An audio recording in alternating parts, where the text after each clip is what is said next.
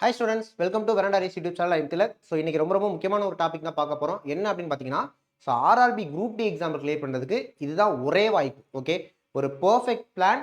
இந்த வீடியோ வந்து பார்த்தீங்கன்னா, சார் நான் ஆர்ஆர்பி குரூப் டிக்கு ரொம்ப நாளாவே படிச்சுட்டு இருக்கேன், இல்லை ஒரு 6 மாசமா படிச்சுட்டு இருக்கேன், இல்லை இப்போதான் படிக்க ஆரம்பிக்க போறேன், இந்த மாதிரி எல்லாருக்குமான ஒரு வீடியோ தான்.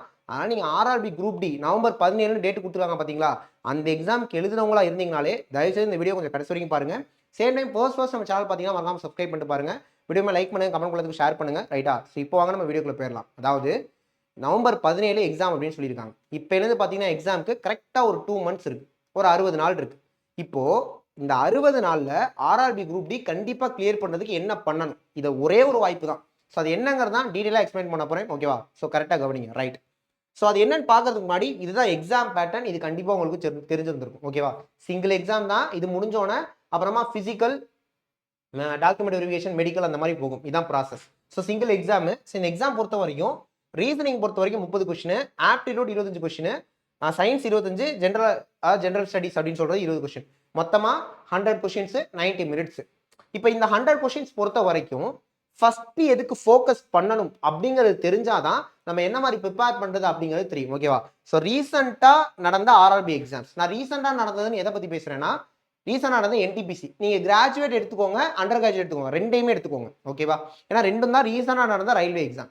இந்த ரெண்டுத்துலையுமே எல்லாருமே ஃபீல் பண்ணது மேக்ஸ் ரீசனிங் ஈஸி தான் சார், ஃபுல்லாகவே அடிச்சிடலாம் சார். ஏன்னா மேக்ஸும் ரீசனிங் சேர்த்து அங்கே உங்களுக்கு 60 கேள்வி, ஜிஎஸ் மொத்தமாக 40 இருக்கும், சயின்ஸ் இவ்வளோ, ஜிஎஸ் இவ்வளோலாம் அங்கே ஸ்ப்ளிட் பண்ணாமல் 40, 30, 30, 60. இந்த 60 கொஷின்ஸ்க்கு எல்லாருமே சொன்னது சார் ஒரு பிகினராக இருந்தால் கூட ஒரு 50 கொஷினாவது அடிச்சிடலாம் சார், அந்த மாதிரி தான் இருந்தது. ஓரளவு நல்லா படிக்கக்கூடியவங்க ஒரு 55, 60 வரைக்குமே போடுற மாதிரி தான் இருந்திருக்கு, ஃபுல்லாகவே போடுற மாதிரி தான் இருந்திருக்கு.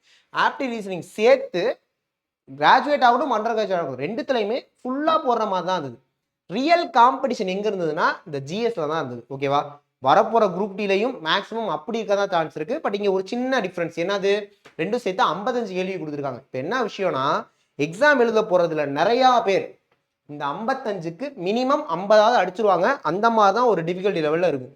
இப்போ நீங்கள் இங்கே எதில் இப்போ மோர் ஃபோக்கஸ் பண்ணணும்னா இதில் தான். அதுலேயுமே என்டிபிசிலலாம் பார்த்தீங்கன்னா சயின்ஸ் இவ்வளோ, சோசியல் இவ்வளோலாம் தனியாக கொடுக்க மாட்டாங்க. 40ன்றப்ப சயின்ஸில் ரொம்ப அதிகமான கேள்விகள் என்டிபிசியில் வரல. ஓகேவா? பட் இங்கே சயின்ஸே உங்களுக்கு தனி செக்ஷனாக 25 கொஷின்ஸ் இருக்குது. இதில் ஜிஎஸ் 20. இப்போ இந்த ஜிஎஸ் 20ங்கிறது உங்களுக்கு வந்து பார்த்தீங்கன்னா கரண்ட் அஃபேர்ஸ், ஸ்டாட்டிக் ஜிகே சேர்த்து ஒரு 8 கொஷினுக்கு மேலே அல்லது ஒரு 10 கொஷின் வந்துட்டாலே ரிமைனிங் 10 கொஷின் தான் இருக்கும். ஆமாம் தானே? அப்போ அந்த 10 கொஷின் உங்களுக்கு எப்படி ஸ்ப்ளிட் ஆகும், ஹிஸ்ட்ரி, ஜியாகிரபி, பாலிட்டி, எக்கனாமின்னு சேர்த்து ஒரு 10 கொஷின் ஸ்ப்ளிட் ஆகுன்றப்ப இந்த 20 கொஷின்ஸ் பொறுத்த வரைக்கும் அங்கே எல்லாருக்குமே ஒரு கஷ்டமான விஷயமா தான் இருக்கும். கஷ்டமான விஷயம் ஏன் மென்ஷன் பண்ணுறேன்னா, 20 கேள்விக்கு நீங்கள் படிக்க வேண்டிய விஷயம் நிறையா இருக்குது. அப்போ நீங்கள் ஃபுல் ஃபோக்கஸ் இதில் எதில் போடணும்னா சயின்ஸில் தான்ப்பா போடணும். சயின்ஸ் 25 கேள்வி கேட்குறாங்கன்னா இனிமேட்டுக்கு வரப்போகிற நாட்களில் இதுக்கு மோர் ஃபோக்கஸ் பண்ணுங்க. இப்போ நான் யாருக்கு பிளான் சொல்லிட்டு இருக்கேன் அப்படின்னா, ஆல்ரெடி படிக்கிறவங்க, இல்லை ஒரு 6 மாசமா படிக்கிறவங்க.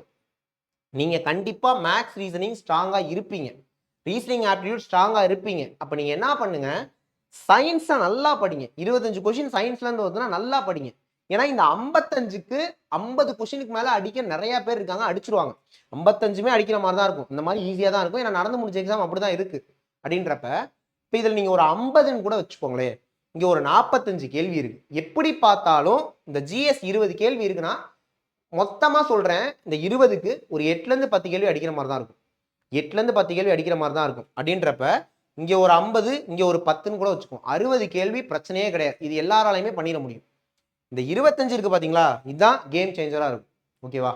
ஸோ இந்த 25ல் நீங்கள் ஒரு 15 கேள்விக்கு மேலே அடிச்சிட்டிங்கன்னா கூட ஓவராலாக ஒரு 75க்கு மேலே போயிடலாம். கிட்டத்தட்ட ஒரு 80 நெருங்க முடியும். நீங்கள் இதில் 55மே அடிச்சிங்கன்னா அங்கே 80 நெருங்கிடலாம். அதுக்கு நீங்கள் என்ன பண்ணணும், மோர் ஃபோக்கஸ் இதில் பண்ணணும். நெக்ஸ்ட் ஒரு கேள்வி கேட்பீங்க, சார் மோர் ஃபோக்கஸ் இதில் பண்ணுங்க, இதில் பண்ணுங்கன்றீங்க, இதுதான் ரியல் காம்படிஷன் எங்களுக்கும் தெரியுது. பட் இருந்தாலுமே கூட ரீசனிங் ஆப்டிடியூட் கொஞ்சமாவது பார்க்கணும்ல, ஏன்னா இந்த 55க்கு நம்ம ஃபுல்லாக அடிக்கணும்ல, அதுக்கு கொஞ்சமாவது நாங்கள் ரிவைஸ் பண்ணணும்ல அப்படின்னு கேட்டிங்கன்னா, இந்த ரீசனிங் ஆப்டிடியூட் ரிவிஷனுக்கு நாங்கள் இருக்கோம். நான் இருக்கேன். நான் என்ன பண்ண போகிறேன் அப்படின்னா, டெய்லி ரயில்வேல கேட்ட previous year questions, aptitude reasoning ஒரு டாப்பிக்காக நான் கம்ப்ளீட் பண்ணி தந்துடுறேன். டெய்லி நம்ம சேனலில் ஒரு வீடியோ வந்துடும் ரீசனிங் ஆப்டிடியூட். ஓகேவா? ரீசனிங் ஆப்டிடியூட் மிக்ஸ் ஆகி வரும். ஒரு நாள் ஆப்டி வந்தால் ஒரு நாள் ரீசனிங் வரும். இந்த 55 கேள்விக்கு நான் பொறுப்பு. ஓகேவா? தெளிவாக சொல்கிறேன், சயின்ஸை நல்லா படிங்க. ஆப்டிடியூடுக்கும் ரீசனிங்கும் நீங்கள் ரிவிஷன் பண்ணணும். அந்த ரிவிஷன் பொறுப்பை நான் எடுத்துக்கிறேன். நீங்கள் ஆப்டிடியூட் ரிவிஷனுக்கு வேறு ஒன்றுமே பண்ண தேவையில்ல. நான் இது யாருக்கு சொல்லிட்டு இருக்கேன், ஆல்ரெடி படிச்சுட்டு இருக்கவங்களும் சொல்லிட்டு இருக்கேன். இது ஆல்ரெடி உங்களுக்கு தெரியும். உங்களுக்கு தேவை ஒரு ரிவிஷன் மட்டும்தான், ப்ரீவியஸ் கொஸ்டின் ப்ராக்டிஸ் மட்டும்தான். அதை நான் பார்த்துக்கிறேன்றேன். நான் வீடியோவில் கொண்டு வரதை மட்டும் நீங்கள் பார்த்தாலே முடிஞ்சு போச்சு. அப்போ இந்த ரிவிஷனுக்கு இந்த 55 கேள்வி நீங்கள் ரிவிஷன் பண்ண போறீங்க பார்த்தீங்களா, அதுக்கு நம்மளோட வீடியோஸ் பாருங்கள், முடிஞ்சு போச்சு. சயின்ஸை மட்டும் நல்லா படிங்க.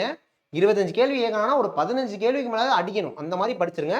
ஜென்ரல் ஸ்டடீஸ் ஆல்ரெடி நீங்கள் படிச்சு வச்சிருக்க அளவுக்கு பார்த்தாலே போதுமானது. லாஸ்ட் மினிட்ல ஏதாவது ரிவிஷன் பண்ணிக்கலாம். ஓகே, ஏன்னா கரண்ட் அஃபேர்ஸ் நீங்கள் என்னதான் விழுந்து படித்தாலும் எதை வேணாலும் கேட்பாங்க. அப்போ நம்மளோட டார்கெட் இதில் ஒரு 75 to 80 இருக்கும். என்ன தெரியுமா நடக்கும், நீங்கள் இதை ஃபோக்கஸ் பண்ணாமல் விட்டீங்கன்னா இது ஒரு 55க்கு 50 அடிச்சிருவீங்க. பட் இதில் ஒரு 10லேருந்து 20 கேள்வி தேர்த்ததே கஷ்டமாக போயிடும். ரெண்டு சேர்த்து சொல்கிறேன். நீங்கள் சயின்ஸை ஃபோக்கஸ் பண்ணாமல் விட்டீங்கன்னா, இதை மட்டும் பார்த்துட்டு போனீங்கன்னா இதான்ப்பா நடக்கும். என்டிபிசியில் அதான் நடந்துச்சு, அதான் நடந்திருக்கு, உங்களுக்கும் அதான் நடந்திருக்கும். நான் கிளியர் பண்ணுறதுக்கான வழியை சொல்லிட்டு இருக்கேன். இதை என்கிட்ட விட்டுருங்க, நான் பார்த்துக்கிறேன். டெய்லி உங்களுக்கு ஒரு வீடியோ வந்துடும். ஓகேவா? ப்ரீவியஸ் கொஸ்டின் ரிவிஷன் மாதிரி இருக்கும், பர்ஃபெக்டாக உங்களுக்கு புரியும். அப்போ நான் இவ்வளோ நேரம் யாருக்கு ஸ்ட்ராட்டஜி சொல்லிட்டு இருந்தேன், ஆல்ரெடி படித்தவங்களுக்கு. ஓகே, புதுசாக இப்போ தான் நான் படிக்க போகிறேன் சார் அப்படின்றவங்களுக்கு ஓப்பனாகவே ஒரு விஷயத்த சொல்லிடுறேன். இப்போ தான் நீங்கள் படிக்க வரீங்க, இப்போ தான் ஆரம்பிக்கிறீங்க அப்படின்னா, இந்த ஆர்ஆர்பி குரூப் டி எந்த அளவுக்கு நம்மளால் 100% கிளியர் பண்ண முடியுங்கிறது தெரியாது. ஃபர்ஸ்ட் பாயிண்ட் சொல்லிக்கிறேன். நீங்கள் என்ன பண்ணுங்கன்னா, ஃபுல் அண்ட் ஃபுல் ரீசனிங் ஆப்டிடியூடுக்கே ஃபோக்கஸ் பண்ணுங்கள். எல்லாத்தையும் இருக்க போகிற 2 மாதத்தில் படிக்க முடியாது. புதுசாக வரவங்க இதை ஃபோக்கஸ் பண்ணுங்கள். நம்மளோட வீடியோஸ் பாருங்கள், ஃபுல்லாகவே இதை மட்டும் பாருங்கள். இது ரெண்டு நீங்கள் தொட வேணாம். எக்ஸாமில் என்ன தெரியுதோ அதை மட்டும் அடிச்சுட்டு வாங்க இந்த செக்ஷனுக்கு. ஏன்னா புதுசாக படிக்க வரவங்க வரப்போகிற ஆர்ஆர்பி குரூப் டி கிளியர் பண்ணுவீங்களா அப்படின்னா அது கேள்விக்குறி தான். நான் என்ன சொல்ல வரேன் அப்படின்னா, 2 விஷயம் சொல்லிக்கிறேன். ஒன்று, Rome was not built in a day. இது நான் அடிக்கடி சொல்கிற விஷயம் தான். Okay, Rome was not built in a day. Rome was not built just 1 day. அது 1 dayல பில்ட் ஆகலை ரோம். பட் ரோம் பில்ட் ஆகிருக்கு. அப்படின்னும் போது ஒரு நாளில் எதுவும் நடந்துராது. 2 மாசத்துல பெரிய ஒரு எக்ஸாமை கிளியர் பண்ண முடியாது. பட் இன்னொரு விஷயம் சொல்கிறேன், எல்லா விஷயத்துக்குமே ஸ்டார்டிங் பாயிண்ட் அப்படின்னு ஒன்று இருக்கணும். நம்ம ஒரு எக்ஸாமில் வந்து கிளியர் பண்ணுறோம், லைஃப்பில் பெருசாக அச்சீவ் பண்ணுறோன்னா எதுக்காக இருந்தாலுமே ஸ்டார்டிங் பாயிண்ட் அப்படின்னு ஒன்று இருக்கணும்ல. அந்த ஸ்டார்டிங் பாயிண்ட் இதுவாக இருக்கட்டும். நீங்கள் ஆர்ஆர்பி குரூப் டியை நோக்கி போகிறீங்க பார்த்தீங்களா, இதுதான் அதோட ஸ்டார்டிங் பாயிண்ட். நீங்கள் கரெக்டாக இப்போதைக்கு இதை பாருங்கள். வரப்போகிற நாட்கள் இதையும் படிங்க. வித்தின் ஒரு 6 month ஆர் 1 yearக்குள்ளே உங்களால் ஒரு கவர்மெண்ட் ஜாபுக்கு போயிட முடியும். குறிப்பாக ரயில்வேல போயிட முடியும். ஏன்னா அடுத்து என்டிபிசி வெயிட்டிங்கில் இருக்குது, அடுத்த நோட்டிஃபிகேஷன். ஓகே, அப்போ நான் தெளிவாக சொல்லிட்டேன். ஆல்ரெடி படிச்சுட்டு இருக்கவங்க சயின்ஸை நல்லா படிங்க. இதை முடிச்ச பிறகு ஜிஎஸை பார்த்துக்கலாம். இந்த ரிவிஷனை ஃபுல்லாகவே என்கிட்ட விட்டுருங்க. நான் டெய்லி வீடியோ கொடுத்துட்றேன். நம்ம சேனல்லாம் வரப்போ சப்ஸ்கிரைப் பண்ணி வச்சுக்கோங்க. வீடியோ வர பார்த்துக்கோங்க. ஆர்ஆர்பி குரூப் டிக்காகவே தனித்துவமாக ஒரு வீடியோ. ஓகே, அதை பார்த்துக்கோங்க. இப்போ தான் படிக்க ஆரம்பிக்கிறேன் அப்படிங்கிறவங்க இதுக்கு ஃபுல் ஃபோக்கஸ் கொடுங்க. நம்மளோட வீடியோஸும் பாருங்கள். ஏன்னா திரும்ப சொல்கிறேன், 55 45 மேக்ஸ் ரீசனிங் சேர்த்து 55னா இது 45. என்டிபிசியில் 60 40ன்னு இருந்தும் போது இருக்கிறப்பே இதில் மார்க் எடுக்க முடியாமல் போயிடுச்சு. இதில் மார்க் எடுத்தவங்க மட்டும் தான் என்டிபிசி கிளியர் பண்ண முடியுங்கிற சிச்சுவேஷன் வந்துருச்சு. அப்படிங்கும்போது இதில் வெயிட்டேஜ் 45, அதுவும் சயின்ஸ் 25 அப்படின்றப்ப இந்த 55க்கு 50க்கு மேலே கண்டிப்பாக எடுத்து தான் ஆகணும். ஏன்னா நிறைய பேர் எடுத்துருவாங்க. பட் இதில் எந்த அளவுக்கு நீங்கள் எடுக்கிறீங்களோ அதுதான் உங்களோட வெற்றி வாய்ப்பை உறுதி பண்ணும். அதனால ஃபுல் ஃபோக்கஸ் இதுக்கு பண்ணுங்க. இதுக்கு நான் வீடியோ கொடுத்துட்றேன். ஓகேவா? Plan simple. 55க்கு ஒரு 50க்கு மேலே, இதில் 45க்கு ஒரு 25க்கு மேலே. நீங்கள் இதில் 45க்கு 25 எடுக்கணும்னா சயின்ஸை நல்லா படிக்கணும். ஓகேவா? இதுதான் பிளான். இதுதான் ஒரே வாய்ப்பு குரூப் டியை கிளியர் பண்ணுறதுக்கு. அதனால் ஆல்ரெடி படிச்சுட்டு இருக்கோம், ஒன்றும் பிரச்சனை இல்லை. உங்கள் ஃப்ளோவில் போங்க. இதை நல்லா படிங்க. நம்ம போகிற வீடியோஸ் பார்த்துக்கோங்க. இப்போ தான் ஆரம்பிக்கிறேன் அப்படின்றவங்க ஃப்ளோவில் படிங்க. வித்தின் 1 yearக்குள்ளே நம்மளால ஒரு எக்ஸாமை கிளியர் பண்ணிட முடியும். ஓகே, இதை ஷேர் பண்ணலாம் அப்படின்னு தான் வந்தேன். ஸோ நெக்ஸ்ட் நம்ம ரீசனிங் ஆப்டிடியூட் வீடியோஸில் மீட் பண்ணலாம். தொடர்ந்து இந்த ஆர்ஆர்பி குரூப் வீடியோஸ் வரும். வேறு ஏதாவது உங்களுக்கு டவுட்ஸ் இருக்குது அப்படின்னாலும் கீழே கமெண்ட்டில் கேளுங்க. அடுத்த வீடியோவில் பார்க்கலாம். தேங்க்யூ.